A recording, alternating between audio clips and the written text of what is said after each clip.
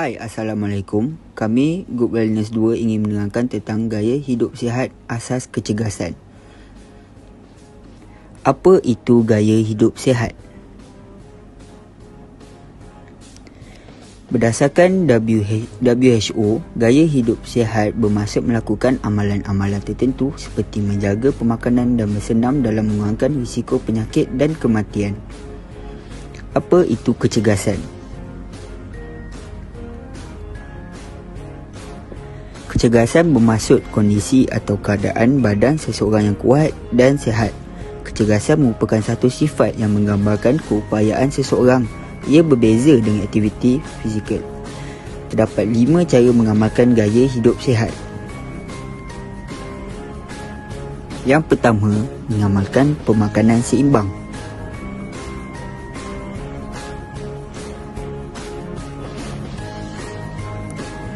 Makanan yang seimbang adalah penting kerana ia dapat membekalkan zat dan nutrien yang berkhasiat untuk tumbuh tubuh badan manusia.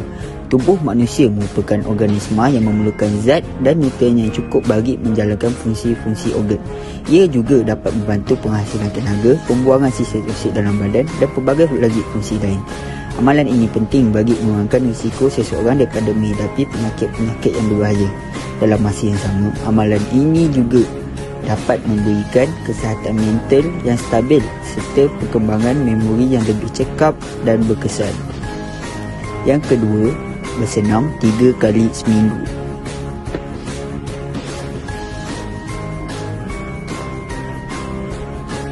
Bersenam perlu diamalkan sekurang-kurangnya 3 kali seminggu, sekurang-kurangnya 20 minit untuk satu sesi.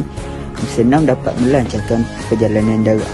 Apabila perjalanan darah lancar, organ-organ badan dapat menerima oksigen dengan mencukupi dan dapat menjalankan fungsi dengan baik. Senaman juga dapat meningkatkan keupayaan otot-otot jantung serta mengurangkan risiko penyakit jantung.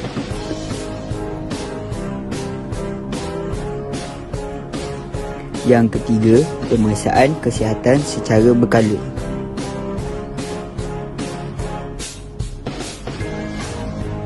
Pemeriksaan kesihatan boleh membantu dalam mencari potensi isu-isu kesihatan sebelum ia menjadi suatu masalah yang lebih besar. Ia dapat mengesan keadaan kesihatan atau penyakit seseorang lebih awal. Pengesanan awal akan memberikan seseorang peluang yang terbaik dalam mendapatkan rawatan yang betul secepat mungkin bagi mengelakkan daripada sebarang komplikasi. Dengan mendapatkan penghematan kesihatan yang betul, seseorang sedang melangkah ke arah kehidupan yang lebih sihat dan lama. Yang keempat, elakkan melakukan perkara yang menjejaskan kesihatan. Seseorang perlu mengelakkan diri daripada melakukan perkara yang menjejaskan kesihatan. Hal ini kerana kesihatan merupakan suatu kepentingan yang besar kepada seseorang. Kesihatan yang baik akan memberi kesan yang baik kepada mental dan mood seseorang. Yang kelima, tidur dalam waktu yang mencukupi. Tidur yang mencukupi pada waktu malam adalah penting. Tidur yang mencukupi adalah sekitar 7 hingga 8 jam untuk golongan dewasa. Kitaran tidur yang tidak baik akan mengganggu timbangan hormon dalam badan. Salah satu punca berlaku obesiti atau kegemukan ialah kekurangan tidur.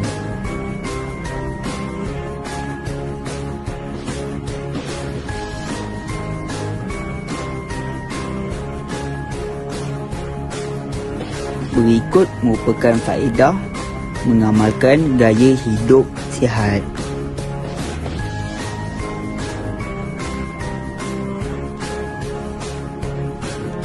Yang pertama, dapat mencegah diri daripada menghidapi penyakit-penyakit yang berbahaya.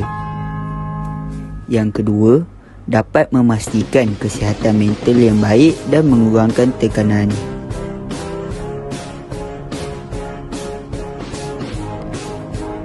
Yang ketiga, menguatkan tulang dan otot serta memudahkan pergerakan.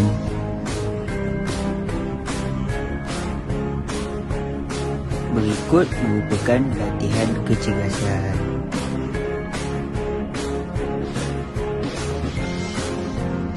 Prinsip-prinsip latihan kecergasan.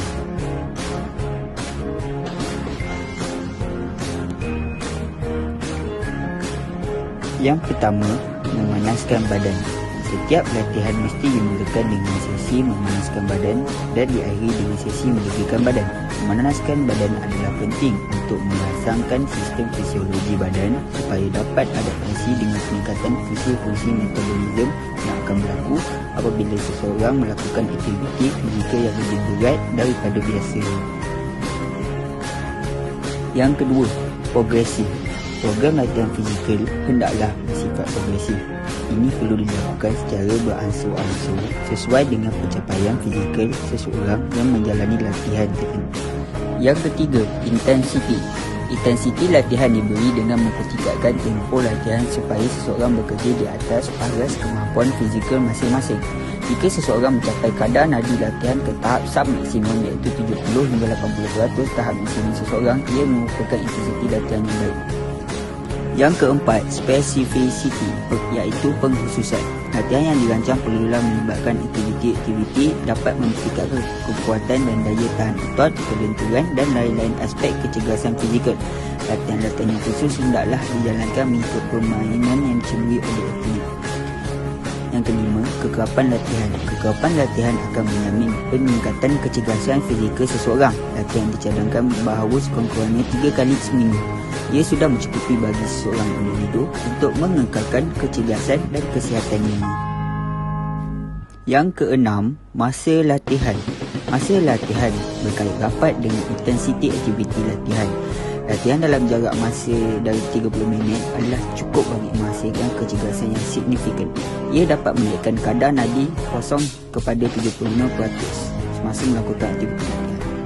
Jenis-jenis latihan kecergasan ada 7, iaitu latihan lita, latihan bebanan, latihan fartlek, latihan tekanan, latihan interval, latihan plyometric dan latihan LSD. Objektif latihan adalah untuk meningkatkan daya tahan otot, meningkatkan dan melatih keupayaan anaerobik dan aerobik, meningkatkan kelajuan, ketangkasan dan kelembutan, meningkatkan daya tahan kardiovaskular, meningkatkan kekuatan otot, meningkatkan kekuatan eksplosif, mengekal dan membaiki tahap kemahiran dalam situasi permainan yang tertentu, meningkatkan daya tahan kardiovaskular jantung dan otot, meningkatkan kuasa dinamik otot yang terlibat dan juga membina daya tahan otot kaki. Latihan lita. Latihan lita merupakan latihan yang melibatkan stesen-stesen tertentu dan dilakukan dalam jangka masa yang ditetapkan. Satu lita telah dilakukan jika seseorang telah melakukan semua aktiviti. Latihan ini adalah latihan di mana seseorang melakukan beberapa aktiviti secara bersiri. Jumlah aktiviti yang dipilih adalah di antara 8 hingga 12 yang mana melibatkan otot-otot yang berlainan.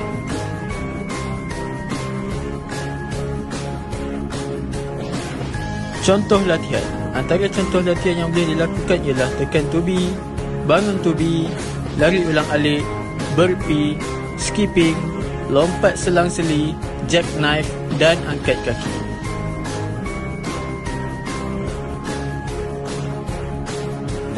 Latihan bebanan. Latihan ini merupakan latihan paling baik untuk meningkatkan kekuatan dan daya tahan otot. Intensiti, bebanan serta ulangan latihan bebanan berbeza mengikut tujuan latihan yang hendak dijalankan. Kekuatan dan daya tahan otot merupakan dua komponen penting dalam kecergasan fizikal.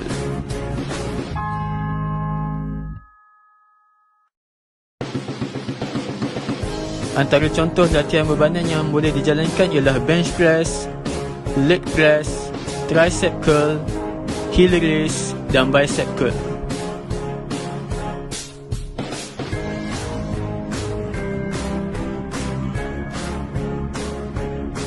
Latihan fartlek.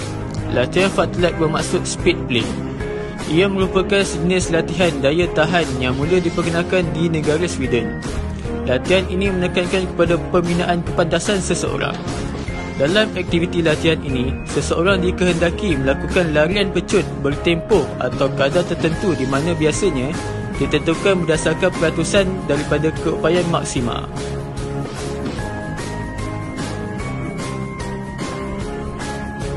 Latihan tekanan. Latihan tekanan bertujuan untuk meningkatkan kemahiran sesuatu permainan melalui situasi permainan sebenar dalam sesuatu setting yang spesifik. Latihan ini dapat membantu seseorang membina keyakinan dan kelicinan permainan dalam sesuatu situasi tertentu. Latihan tekanan juga dapat membantu dan meningkatkan daya tahan otot yang lebih spesifik. Ia didefinisikan sebagai sistem latihan yang memberi peluang kepada seseorang melatih sesuatu kemahiran spesifik dengan berulang-ulang kali atau beratus-ratus kali dalam jangka masa beberapa minit.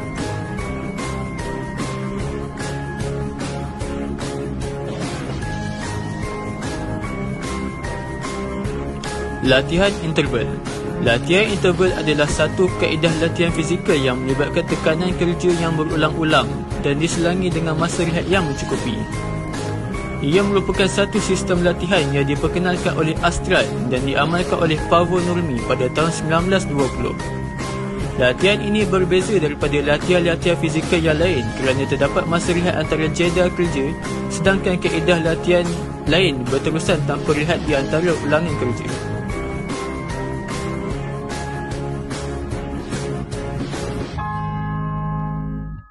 Contoh-contoh latihan interval adalah seperti latihan jeda bagi permainan bola sepak, iaitu menjaring, menghantar dan menggelecek.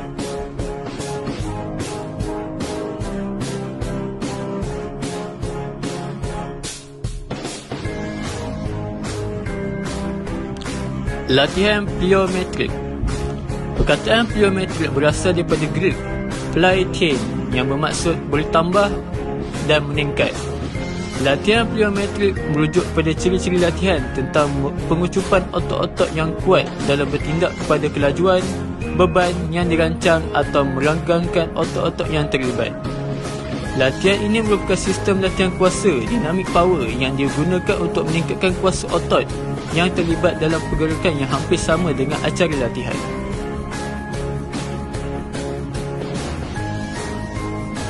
Contoh-contoh latihan plyometrik yang boleh dilakukan ialah lari setempat tumit menyentuh punggung, lompat skip, tangan dihayung pantas, lari langkah panjang dan juga lompat berhalangan.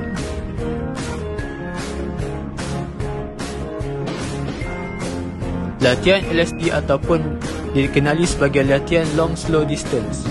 Latihan ini sesuai untuk mempertingkatkan sistem tenaga aerobik kerana ia dapat merangsangkan pembukaan kapilari. Ia juga dapat meningkatkan kandungan mioglobin yang membawa oksigen ke otot-otot serta meningkatkan aktiviti enzim yang terlibat dalam metabolisme asid lemak.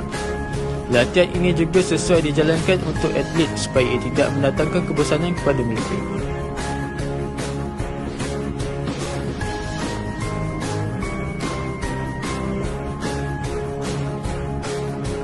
Akhir kata daripada saya, marilah kita bersenam kerana gaya hidup sihat asas kecergasan kita. Sekian, terima kasih.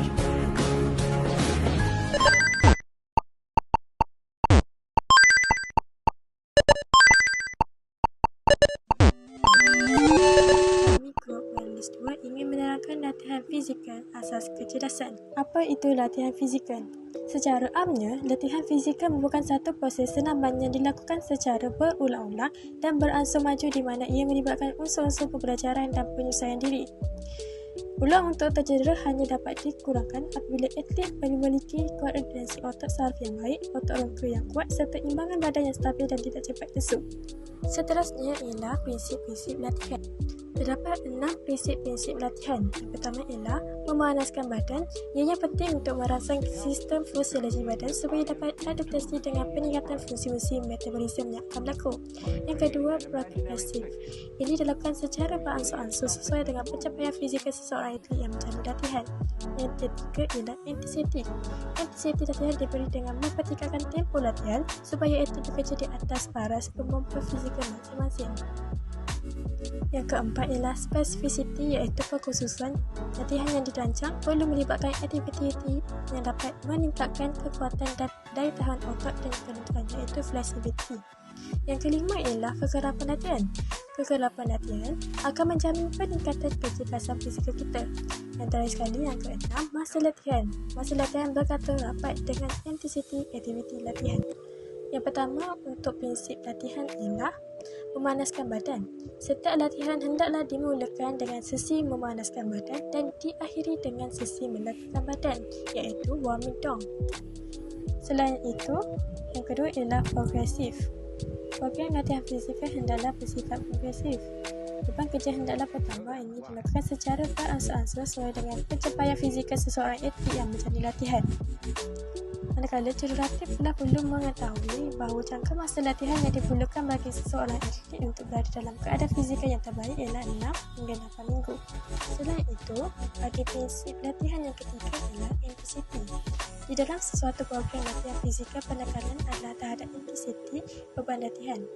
Intensiti latihan diberi dengan mempertingkatkan tempoh latihan supaya atlet bekerja di atas baras kemampuan fizikal masing-masing. Yang keempat ialah spesifiti, iaitu perkhususan. Latihan ini dirancang perlu melibatkan aktiviti-aktiviti yang dapat mempertingkatkan kekuatan dan daya tahan otot, kelenturan, iaitu flexibility, dan lain-lain aspek kecergasan fizikal. Latihan-latihan yang khusus hendaklah dijalankan mengikut permainan yang diceburi. Contohnya ialah atlet lontar peluru perlu banyak latihan di bahagian tangan, pinggang dan kaki. Seterusnya ialah kekerapan latihan. Kerja kecergasan haruslah dijadikan sebahagian aktiviti kehidupan. Kekerapan latihan akan menjamin peningkatan kecergasan fizikal kita. Selain itu, dicadangkan sekurang-kurangnya 3 kali seminggu sudah mencukupi bagi seseorang individu untuk mengekalkan kecergasan dan kesihatannya. Yang terakhir untuk prinsip latihan ialah masa latihan. Masa latihan bergantung rapat dengan intensiti aktiviti latihan.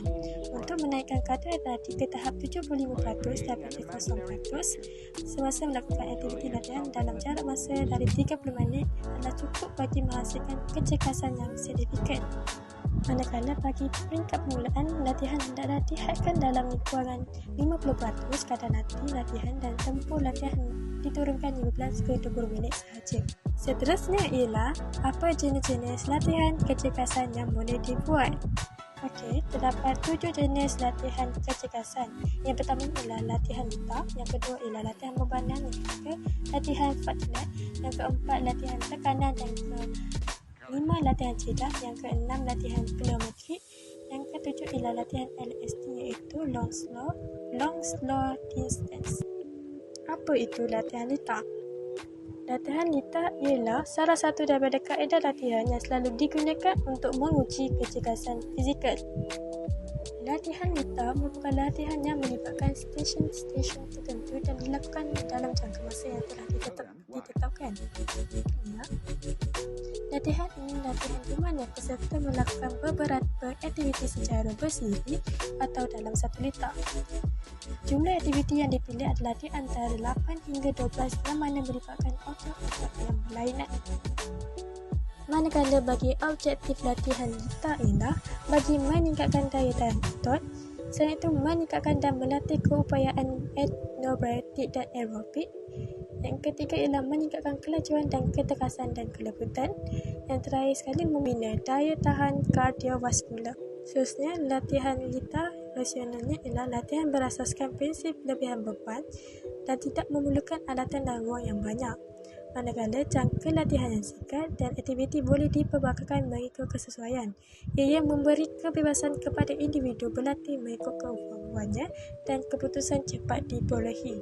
Manakala bagi prinsip latihan ialah aktiviti yang dipilih bersesuaian dengan objektif dan kaedah perlakuan mestilah betul dan diselaraskan, dan aktiviti disusun supaya tidak dibebankan kumpulan otot yang sama.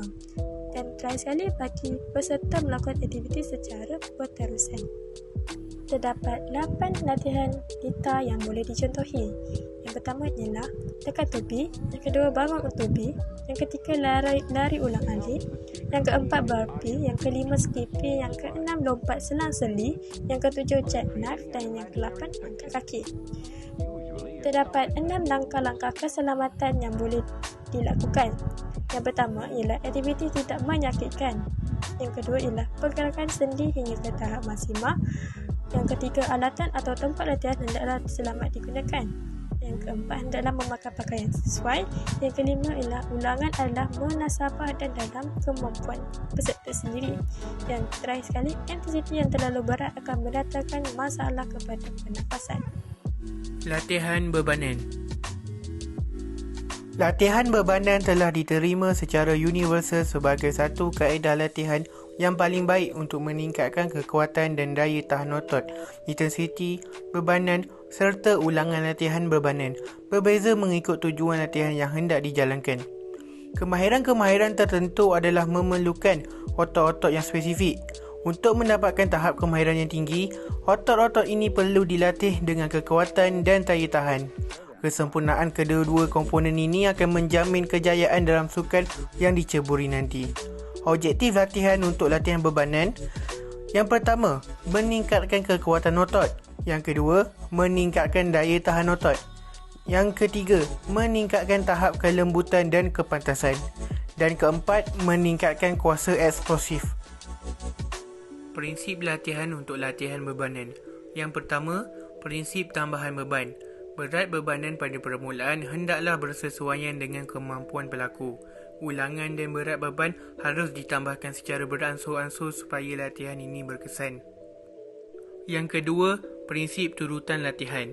Otot besar dalam badan haruslah dilatih dahulu. Ini adalah kerana otot kecil akan mudah lesu jika dibandingkan dengan otot besar.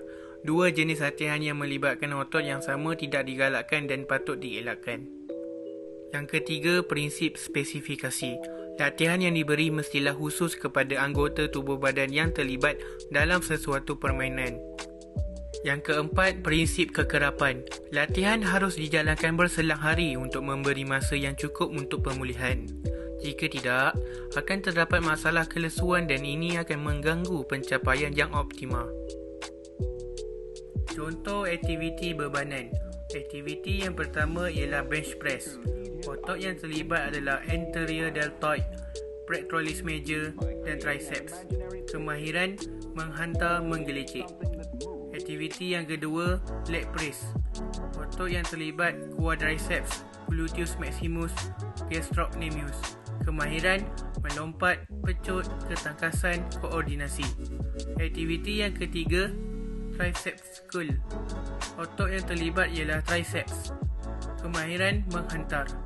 Aktiviti yang keempat, heel raise. Otot yang terlibat ialah gastrocnemius. Kemahiran melompat. Aktiviti yang terakhir, bicep curl. Otot yang terlibat adalah biceps dan brachioradialis. Kemahiran menggelecek, menjaring dan merebut bola. Langkah-langkah keselamatan untuk latihan bebanan. Yang pertama, panaskan badan dengan sempurna sebelum menjalankan latihan. Yang kedua, tidak digalakkan berlatih bersendirian. Yang ketiga, pastikan berat bebanan yang hendak diambil selaras dengan keupayaan diri. Yang keempat, pastikan semua alatan dalam keadaan yang baik dan selamat untuk digunakan. Yang kelima, bernafas seperti biasa. Dan yang keenam, jangan jadikan latihan bebanan sebagai pertandingan untuk menunjukkan kekuatan. Latihan fartlek. Latihan fartlek bermaksud speed play adalah sejenis latihan daya tahan yang telah mula diperkenalkan di negara Sweden. Walaupun ianya mirip kepada latihan jedar, tetapi aktiviti latihan ini lebih menekankan kepada pembinaan kepantasan atlet. Dalam aktiviti latihan ini, terdapat yang berkaitan dengan pecutan, di mana atlet dikehendaki melakukan larian pecut bertempo atau kadar tertentu di mana biasanya ditentukan berdasarkan peratusan daripada keupayaan maksima. Objektif latihan untuk latihan fartlek adalah: yang pertama, meningkatkan daya tahan kardiovaskular. Yang kedua, membina dan meningkatkan kepantasan. Latihan ini sesuai digunakan untuk meningkatkan lagi keupayaan aerobik para atlet di samping membina kadar kelajuan yang diperlukan sebagai salah satu prerequisite dalam pembinaan kuasa eksplosif. Prinsip latihan untuk latihan fartlek. Latihan fartlek merupakan satu corak latihan bebas di mana jarak dan masa tidak dipentingkan. Atlet adalah bebas untuk menentukan jarak dan kadar kelajuan sendiri. Bagaimanapun, kadar intensiti latihan mestilah ditingkatkan secara progresif dari satu masa ke semasa. Masa rehat untuk aktiviti larian kepantasan dipenuhi oleh rehat aktif seperti berjalan, jogging dan berlari langkah panjang. Aktiviti-aktiviti rehat aktif ini akan bermula kembali dengan memulakan larian kepantasan. Latihan tekanan. Latihan tekanan bertujuan untuk meningkatkan kemahiran sesuatu permainan melalui situasi permainan sebenar dan dalam sesuatu setting yang spesifik. Latihan ini dapat membantu pemain membina keyakinan dan kelicinan permainan dalam sesuatu situasi tertentu. Latihan tekanan juga dapat membina dan meningkatkan daya tahan otot yang lebih spesifik. McPartlin mendefinisikan latihan tekanan sebagai satu sistem latihan yang memberi peluang kepada para atlet melatih sesuatu kemahiran spesifik dengan berulang-ulang kali, mungkin beratus-ratus kali dalam jangka masa beberapa minit. Objektif latihan untuk latihan tekanan. Yang pertama, meningkat dan mengekalkan kemampuan aerobik dan anaerobik. Yang kedua, meningkatkan kelajuan, ketangkasan, koordinasi, kekuatan dan kelembutan secara keseluruhan. Yang ketiga, mengekal dan membaiki tahap kemahiran dalam situasi permainan yang tertentu. Rasional untuk latihan tekanan. Yang pertama, meningkatkan kadar nadi ke tahap maksimum dengan cepat. Keadaan ini akan dapat memberikan kekanan dan penyesuaian kepada sistem tenaga. Yang kedua, dapat memilih aktiviti yang spesifik dalam situasi yang sebenar. Yang ketiga, menyesuaikan permainan dengan tekanan sebenar yang mungkin dihadapi dalam sesuatu perlawanan atau pertandingan. Prinsip latihan untuk latihan tekanan. Yang pertama, intensiti latihan berdasarkan prinsip tambah beban secara progresif. Yang kedua, aktiviti perlu berdasarkan kemahiran yang hendak ditingkatkan. Yang ketiga, setiap pemain perlu mencapai kadar denyutan jantung yang telah ditetapkan sebelum latihan. Latihan jeda yang juga dikenali sebagai interval. Latihan jeda atau latihan interval adalah satu kaedah latihan fizikal yang melibatkan tekanan kerja yang berulang-ulang dan diselangi dengan masa rehat yang mencukupi. Ia merupakan satu sistem latihan yang diperkenalkan oleh Estran dan diamalkan oleh Paavo Nurmi pada tahun 1920. Latihan jeda ini berbeza dari latihan-latihan fizikal yang lain kerana terdapatnya masa rehat antara jeda kerja, sedangkan kaedah latihan lain berterusan tanpa rehat di antara ulangan kerja. Latihan ini dapat meningkatkan kapasiti anaerobik atlet dan amat berfaedah untuk membina dan meningkatkan sistem tenaga aerobik dan sistem anaerobik. Objektif latihan untuk latihan jeda. Yang pertama, meningkatkan keupayaan anaerobik. Yang kedua, meningkatkan daya tahan kardiovaskular jantung dan otot. Yang ketiga, meningkatkan ketangkasan, kelajuan, kelembutan dan koordinasi. Rasional latihan untuk latihan jeda. Yang pertama, dalam kebanyakan permainan, ia memerlukan keupayaan anaerobik dan kaedah latihan ini amat sesuai dipraktikan. Yang kedua, jangka masa kerja yang panjang dan ulangan yang banyak serta masa pemulihan yang pendek akan memberikan kesan tekanan kepada sistem pengangkutan oksigen. Ini akan meningkatkan sistem tenaga aerobik. Yang ketiga, penetapan jangka masa dan jenis aktiviti masa rehat yang sesuai akan dapat mempertingkatkan proses glikolisis anaerobik dan menjadi lebih efisien. Yang keempat, atlet berkeupayaan untuk melakukan kerja pada isi padu yang tinggi jika ianya diselang-selikan dengan masa rehat berbanding dengan perlakuan yang berterusan. Prinsip latihan untuk latihan jeda. Kaedah latihan jeda ini berdasarkan prinsip-prinsip di antara masa dan masa rehat. Penggunaan lebihan beban digunakan dalam menentukan intensiti kerja yang diberi berdasarkan kepada angkubar-angkubar tertentu. Prinsip latihan untuk latihan jeda. Prinsip latihan hendaklah diberi penekanan kepada perkara-perkara berikut. Yang pertama, kadar jarak dan jangka masa kerja. Ini ditentukan berdasarkan kadar nadi latihan dan jarak set. Yang kedua, masa rehat atau pemulihan. Yang ketiga, jenis aktiviti masa rehat. Yang keempat, bilangan ulangan dan set setiap sesi latihan. Yang kelima, kekerapan latihan. Dan yang keenam, tempoh latihan dijalankan. Latihan plyometrik.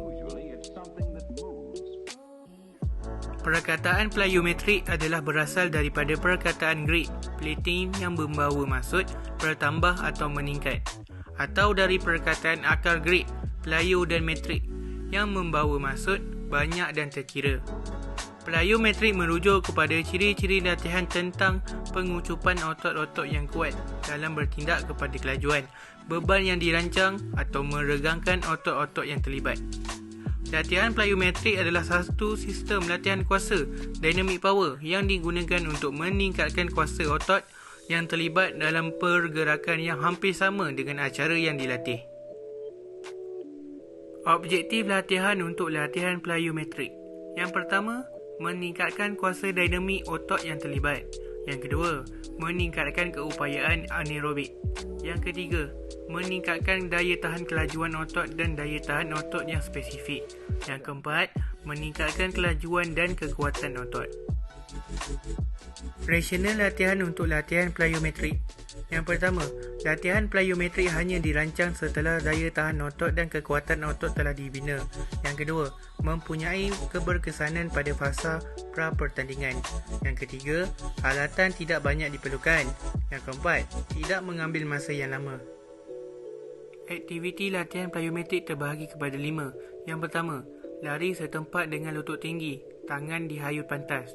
Yang kedua, larian setempat tumit menyentuh punggung. Yang ketiga, lompat skip, tangan dihayut pantas.